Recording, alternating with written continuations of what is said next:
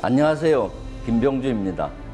여러분은 스스로 생각하기에 리더에 가까우신가요? 아니면 팔로워에 가까우신가요? 사실 이것은 명확하게 구분하기 어려운 일입니다. 누구나 팔로이면서 리더이기도 하니까요. 생각해 보세요. 당신은 회사에서도 가정에서도 다양한 역할을 맡으며 리더와 팔로우 모두를 수행하고 있습니다. 즉 당신은 팔로우면서 리더라는 사실. 그래서 누구나 리더십을 갖추는 것이 중요합니다. 이때 리더에게는 리더십이 필요한데요. 손자가 말하는 훌륭한 리더란 어떤 사람일까요? 오늘 이 시간 리더에게 필요한 덕목에 대해서 알아보겠습니다.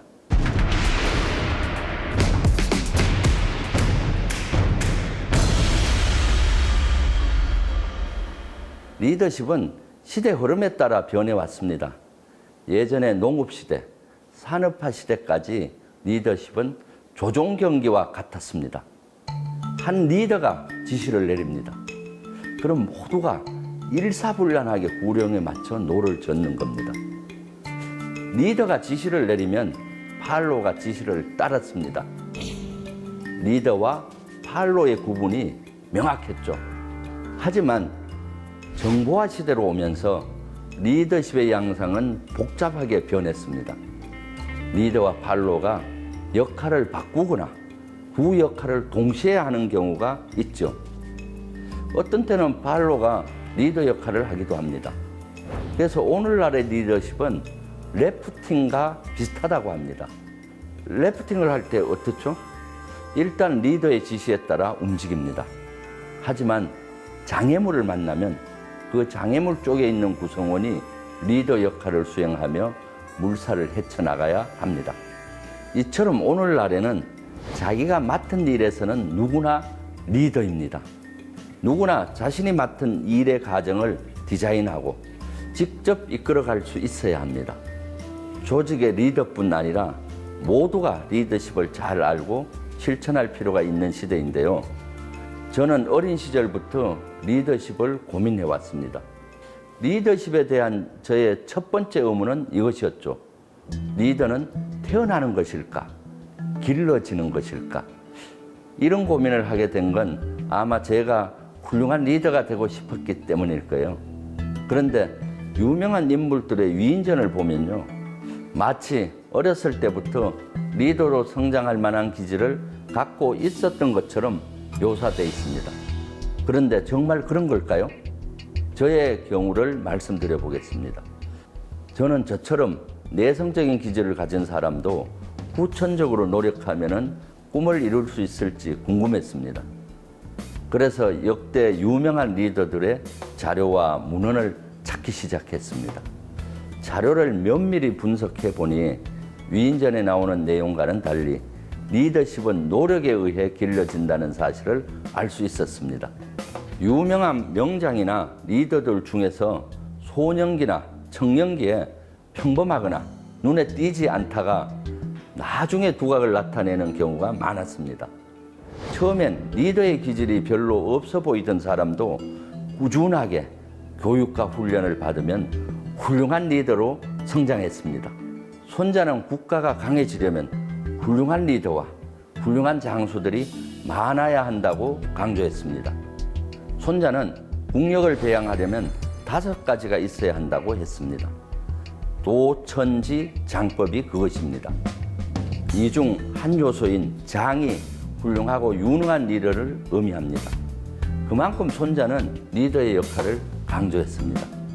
리더의 중요성은 국가뿐 아니라 어느 조직을 운영하는 데에서나 마찬가지로 적용됩니다.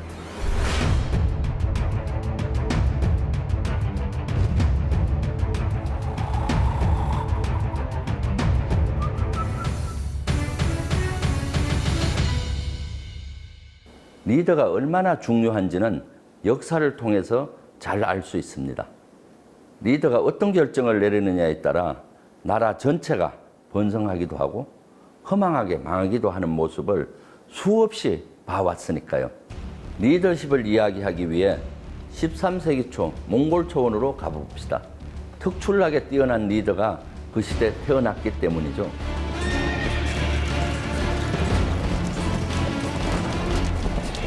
13세기 초는 격동의 시기였습니다. 세계의 지각 변동이 일어났죠. 아시아의 나라가 최초로 유럽까지 쳐들어간 겁니다. 이를 이끌던 리더가 있었는데 바로 칭기스칸입니다. 그때까지의 몽골은 수천 년 동안 하나의 나라가 아니라 씨족, 부족 중심으로 흩어져 있었습니다. 여러 부족으로 흩어져 살다 보니 부족 간 전쟁이 끊이지 않았습니다. 부족 간 전쟁에서 지면 패배한 부족은 다른 부족의 노예가 되었죠. 몽골 초원엔 평화로움이 없이 전쟁만 반복되었습니다.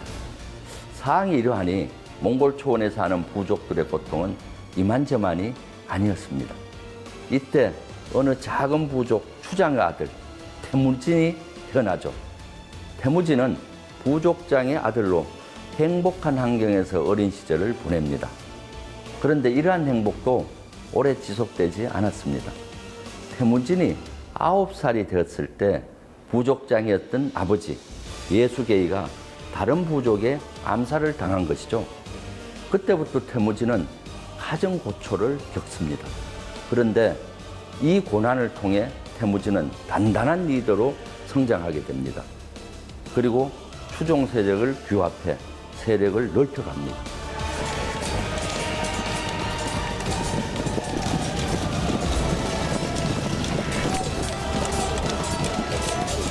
이후 태무진은 자신만의 리더십을 발휘해 몽골 초원을 하나로 통합하고 자신을 위대한 왕이라는 의미의 칸, 즉 칭기스칸으로 명명합니다. 오랜 몽골 초원에서의 부족 간 전쟁이 끝이 나고 하나의 나라를 만든 것이죠. 그리고 칭기스칸은 눈을 세계로 돌려서 중국 금나라와 남송을 점령하고 중동 멀리는 러시아와 유럽까지 점령했습니다. 세계 역사상 유례없는 대제국을 건설하게 된 것이죠. 칭기스칸이 몽골 초원의 작은 부족에서 시작해 몽골을 통일하고 세계 대제국을 건설한 것은 그의 빛나는 리더십이 있었기에 가능한 것이었습니다. 어떤 리더십이었을까요?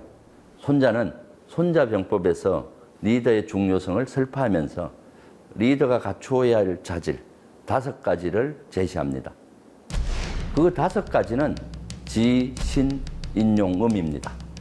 지는 지혜와 지략을 의미하고 신은 신뢰, 인은 인연, 용은 용기, 음은 엄격함을 뜻합니다.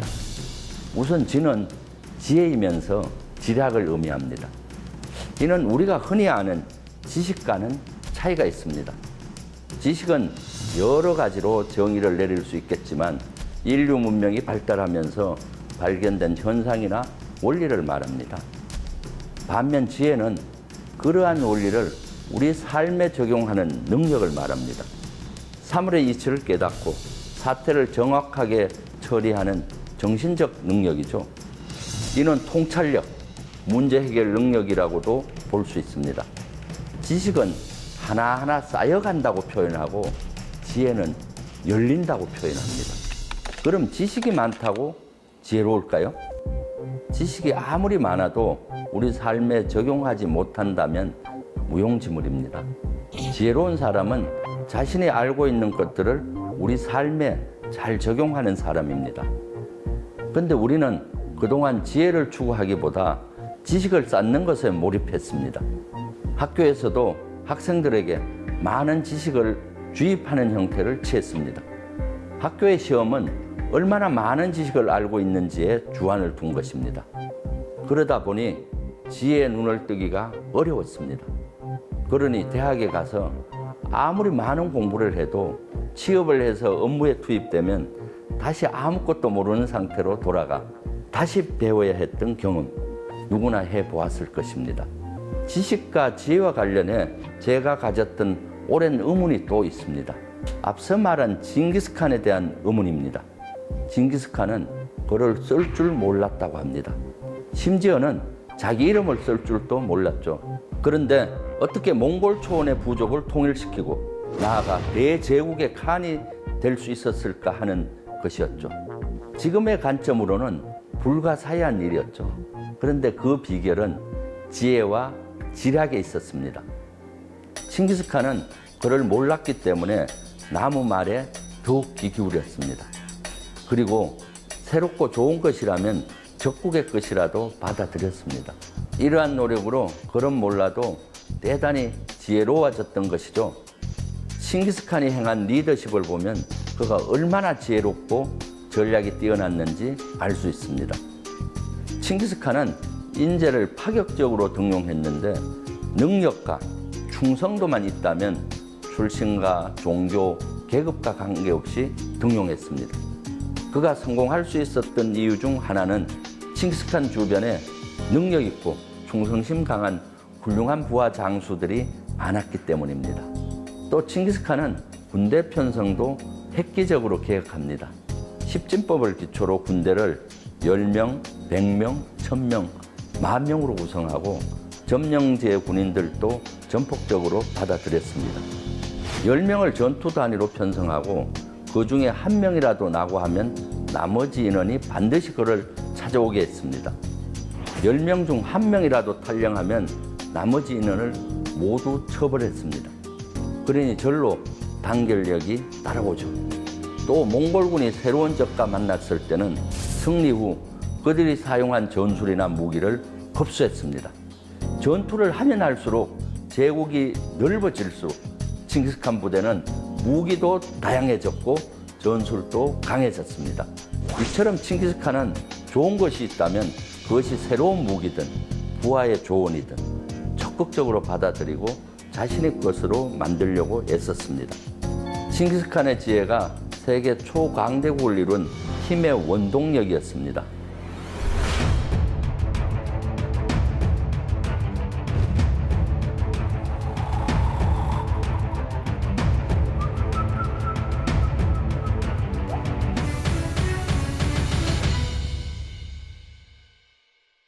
그러면 이러한 지혜와 지략은 어떻게 갖출 수 있을까요?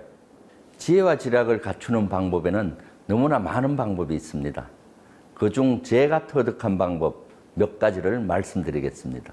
먼저 지식을 쌓되 지식 속의 원리를 터득해야 합니다. 지혜의 근육을 강화시키려면 지식을 관통하는 원리를 깨치려고 노력해야 합니다. 이제 지식을 많이 쌓는 것은 예전에 비해 의미가 약해졌습니다. 인터넷 검색 한 번이면 어떤 분야든 잘 정리된 지식을 펼쳐볼 수 있는 시대니까요. 그만큼 지금은 지혜로워지는 것이 중요해졌죠. 무언가를 공부할 때 무조건식 암기보다는 원리를 이해하려고 노력해야 합니다. 둘째, 지식과 실제의 경계선에 서서 공부하고 일해야 합니다. 학교에서 지식을 배우고 익힌 뒤에 시험을 보고 거기서 그쳐서는 안 됩니다. 그것을 우리 삶에 어떻게 적용할지 늘 고민해야 합니다. 셋째, 현장으로 나아가 원리를 터득해야 합니다. 문제와 답은 현장에 있다고 합니다. 현장에 가서 유심히 관찰해 보세요. 이렇게 하면 문제 해결 능력이 생기고 지혜로워질 수 있습니다. 넷째, 지혜의 문을 여는 방법으로 문제에 집중하지 말고 해답에 집중해야 합니다. 문제가 발생하면 사람들은 흔히 문제 자체에 집중하는 경향이 있습니다. 문제에 집중하니 답은 떠오르지 않고 문제가 확대되어 보이죠. 그래서 이건 이래서 안 된다, 저건 저래서 안 된다, 힘들고 어려운 문제점만 보입니다. 지혜의 문을 열려면 어딘가에 반드시 답이 있다고 생각하고 답에 몰입해야 합니다. 그러면서 고민하다 보면 어느 순간 문제의 실타래가 풀리기 시작합니다. 이것이 지혜가 열리는 순간입니다. 한 예를 들어볼까요? 산업화 시대 우리나라 경제 성장에 큰 공헌을 한 정주영 회장의 이야기입니다. 그를 지혜롭게 만든 비결은 문제에 집중하지 않고 해답에 집중하는 습관이었죠. 정주영 회장이 늘 즐겨 쓴 말은 이봐, 해봤어? 였습니다. 어떤 문제에 봉착했을 때 문제에만 집중하고 부정적인 의견을 내는 직원들에게 늘 하던 말이었습니다. 1984년 현대는 김제 평야보다 넓은 땅을 만들어낼 서산 천수만 간척 사업을 시행합니다. 그리고 막바지 물막이 공사를 할 때였습니다. AB지구를 잇는 작업을 하는데 마지막 남은 270m가 문제였습니다. 초속 8m의 급류가 생긴 270m 구간에 물막이를 하기 위해 다양한 시도를 했습니다. 그러나 흙을 부으면 순식간에 물살이 쓸려갔습니다. 심지어 4.5톤 자동차만한 바위도 순식간에 쓸려가 버렸습니다. 너무나 난감한 상황이었죠. 이때 정주영 회장은 포기하지 않고 번뜩이는 해결 방안을 떠올립니다. 대형 폐유조선을 가져다 놓으면 물살을 막을 수 있을 것 같았죠. 울산항에 정박시켜 놓은 22만 6천 톤급 초대형 폐유조선 워터베이호를 가져다가 바다에 가라앉혀 물살을 잠재우자는 생각이었습니다. 그런데 정주영 회장의 안에 직원들은 모두 반대합니다. 너무 문제가 많다는 것이죠. 이때 정주영 회장이 그 유명한 말을 합니다. 이봐, 해봤어? 그리고 추진력을 발휘해서 실제로 실시합니다. 전 세계적으로 유례없는 방식이었죠. 1984년 2월 25일 개시된 이 작전은 각고의 노력으로 배를 가라앉히고 물살을 잠재우는데 성공했습니다. 이로써 공사기간은 3년 단축되고 공사비 290억 원이 절감됐습니다. 문제사항이 아닌 해결책을 찾는 데 집중해 배를 띄우는 것이 아니라 가라앉힌다는 역발상을 떠올릴 수 있었습니다.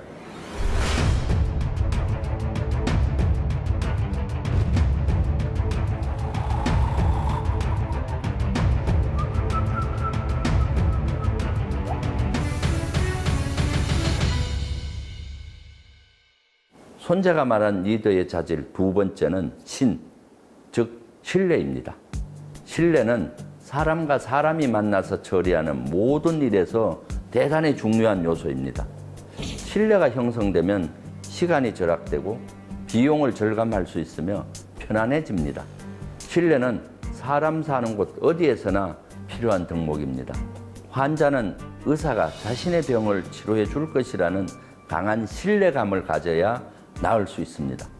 만약 환자가 의사를 신뢰하지 못하고 처방해준 약 대신에 주변에서 들려주는 민간요법에 의지한다면 어떻게 될까요? 오히려 병을 악화시킬 수 있습니다. 코로나19로 인해 재택근무를 하는 분들이 많아졌죠. 지금은 재택근무가 코로나 시대의 뉴노멀로 자리 잡아가고 있지만 20여 년 전에는 엄두도 내기 힘들었는데요. 1999년에 회사의 콜센터 직원들을 재택근무하도록 한 회사가 있었습니다. 미국의 어느 저가 항공사 이야기인데요. 예약 고객 응대가 무엇보다 중요한 항공업계에서는 매우 파격적이고 이례적인 일이었죠. 콜센터 직원 대부분이 아이 엄마들이었기 때문입니다. 집에 컴퓨터와 전화기를 놓고 일하면서 육아와 직장 생활을 병행할 수 있도록 한 조치였는데요. 이 조치를 처음 시행했을 때 과연 엄마 직원들이 집에서 아이들과 돌보며 일에 집중할 수 있을지 우려의 목소리가 컸습니다. 하지만 이 회사의 창업자는 창고 같은 공간에서 종일 전화를 받는 것보다 자신에게 맞는 환경에서 근무하는 직원이 더 좋은 성과를 낼 수 있을 것이라며 직원들을 신뢰하고 강행했습니다. 결과는 어떻게 됐을까요? 대성공이었습니다. 재택근무자들의 빠르고 친절한 응대에 이용객들은 꾸준히 늘었고 불필요한 임차료와 운영비를 줄인 이 항공사는 운항 개시 6개월 만에 흑자를 냈습니다. 그렇다면 이처럼 중요한 신뢰를 잃었을 때 어떤 일이 발생할지 반대의 예를 봅시다.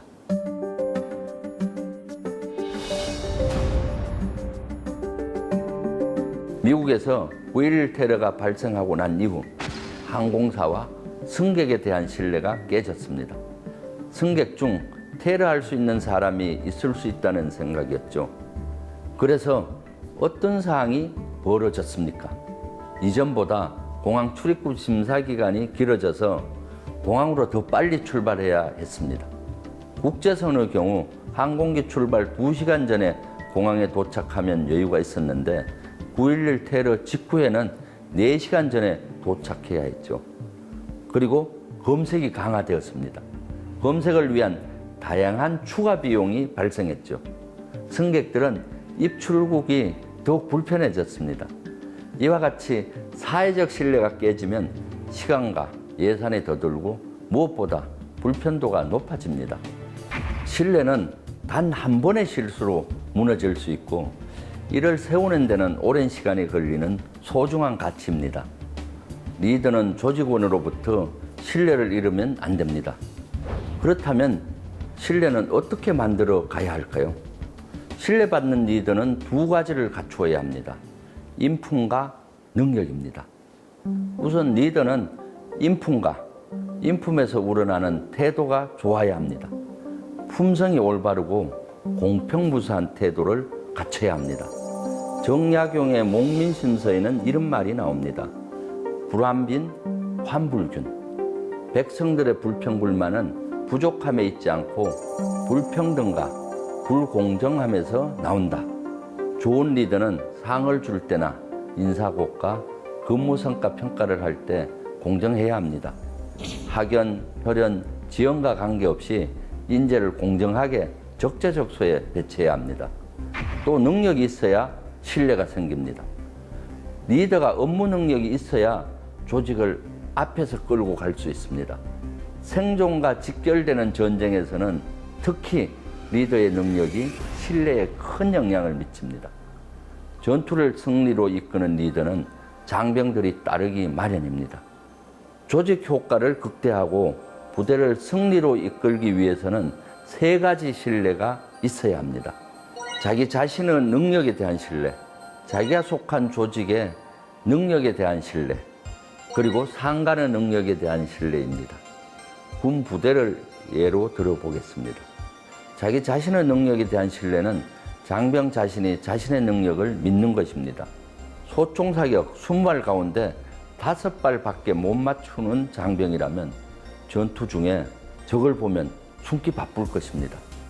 그런데 18발 이상 맞추는 특등 사수라면 당황하지 않고 적을 조준 사격할 수 있습니다. 전투 현장에서는 0.1초의 승부가 결정됩니다. 적과 마주했을 때 누가 먼저 정확히 쏘느냐가 생사를 판가름하는 것입니다.